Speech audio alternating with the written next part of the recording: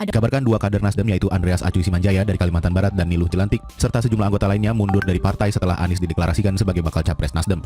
Pada Senin 3 Oktober 2022 malam, pengusaha asal Bali Niluh Jelantik menyampaikan salam perpisahan untuk Nasdem melalui akun Twitternya.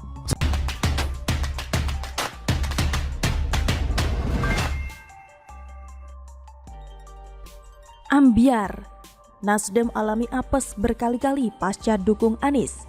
Ditulis oleh Ferry Patli dari siward.com. Dari sekian banyak partai, baru dua partai yang sudah secara resmi punya capres, yakni Nasdem yang mengusung Anies dan Gerindra mengusung Prabowo. Dan di antara kedua partai itu, Nasdem yang paling menarik untuk dibahas. Kenapa menarik? Karena capres yang diusungnya bukan kader sendiri. Padahal jelas yang namanya partai itu tujuannya untuk menjadi partai penguasa. Syarat untuk menjadi partai penguasa ya mesti kadernya yang jadi capres atau cawapres. Kalau presiden bukan kadernya, partai tersebut gak bisa disebut partai penguasa, kura-kura begitu. Itulah kenapa semua partai tanpa peduli kondisinya seperti apa, tetap berlomba-lomba agar kadernya terpilih sebagai capres atau cawapres.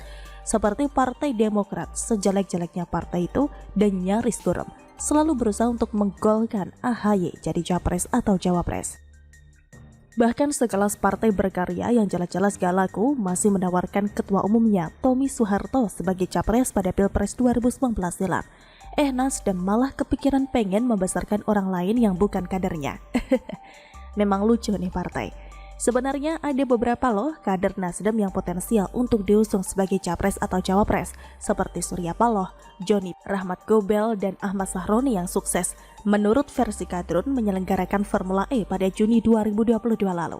Lantas, apakah dengan mengusung Anies ini memberi dampak positif bagi Nasdem? Ternyata tidak, Ferguso. Yang ada Nasdem malah tekor. Dan tidak hanya sekali partai itu mengalami apes pasca mendukung bapak politik identitas yang juga mantan gubernur DKI tersebut, tapi berkali-kali. Berikut diantaranya. 1. Ditinggalkan banyak kader. Yang namanya partai tentu pengen punya kader sebanyak-banyaknya, karena besar atau tidaknya suatu partai itu juga ditentukan oleh jumlah kader. Perhatikan saja Partai Demokrat yang kadernya Andi Malarangeng, jelas-jelas koruptor, masih juga dipertahankan. Itu supaya jumlah kader tidak berkurang. Sedangkan Nasdem beberapa hari ini ditinggalkan oleh banyak kader, mulai dari perancang sepatu kenamaan Niluh Jelantik yang keluar dari partai itu hingga Frederick Lumalente dan Panji Astika, termasuk sekretaris DPC Nasdem Kecamatan Jekulo, Kudus, Jawa Tengah, Andreas Acuy Simanjaya juga mundur dari partai tersebut.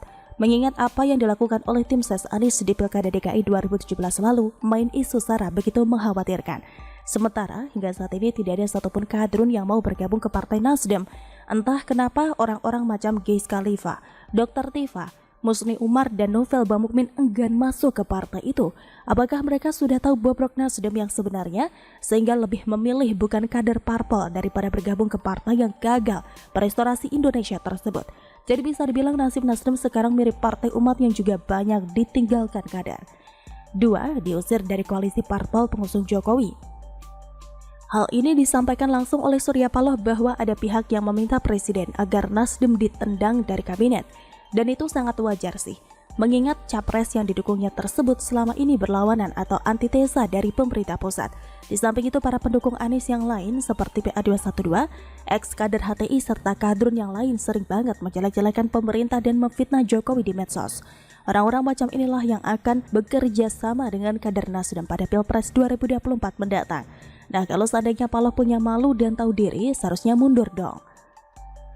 Tapi karena doi muka badak, peluang yang ada diembat semua. Kursi menteri mau dan mendukung orang yang selama ini dikenal dekat dengan kelompok kadrun juga mau. Kan gak ada akhlak itu namanya. Hanya saja kalaupun Nasdem tetap bertahan di koalisi pengusung pemerintah, cepat atau lambat kadernya juga akan didepak dari kursi menteri. Apalagi selama ini anak buah Surya Paloh yang jadi menteri prestasinya biasa-biasa saja. Makin tidak ada beban presiden untuk melepaskan mereka. 3. Disindir telak oleh Presiden Jokowi di acara Golkar. Ini yang sebenarnya bikin Paloh kehilangan muka. Pasalnya, ia dibikin malu oleh presiden di depan orang-orang rame, yakni di depan acara ultah Golkar.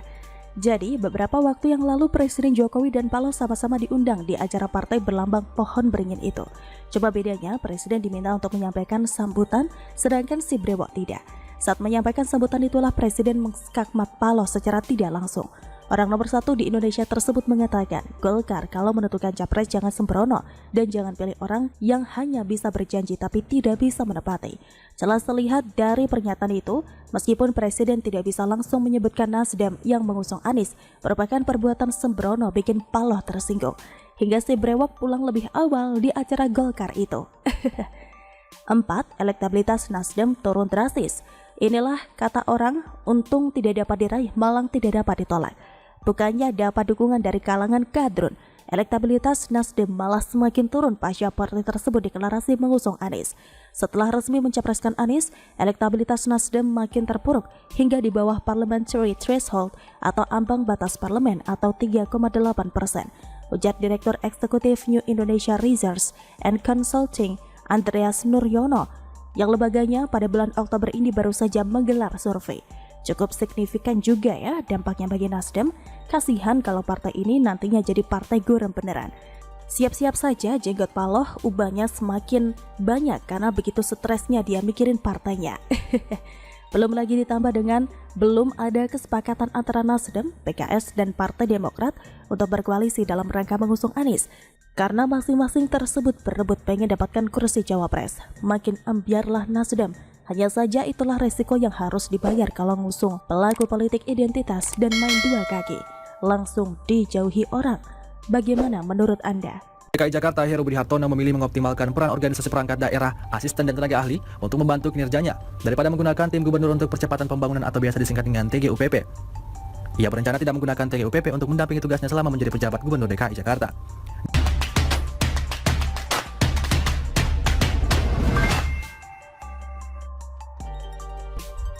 TGUPP sebenarnya tidak perlu.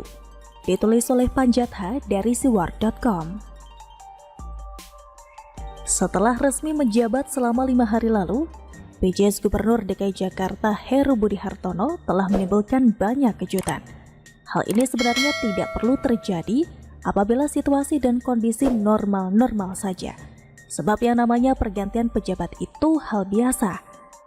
Kalau misalnya seorang kepala daerah tidak terpilih lagi dalam pilkada, pasti diganti oleh pemenang pilkada. Atau dalam kasus DKI Jakarta sekarang ini, gubernur yang sudah habis masa jabatannya, namun belum ada pilkada untuk memilih pejabat definitif, maka pemerintah pusat mengangkat pejabat sementara.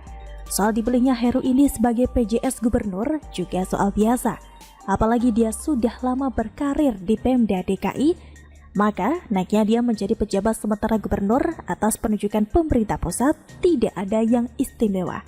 Hanya saja datangnya Heru ini membuat kehebohan di mana-mana, mulai dari sambutan yang sangat meriah ditambah ekspektasi yang terkesan berlebihan.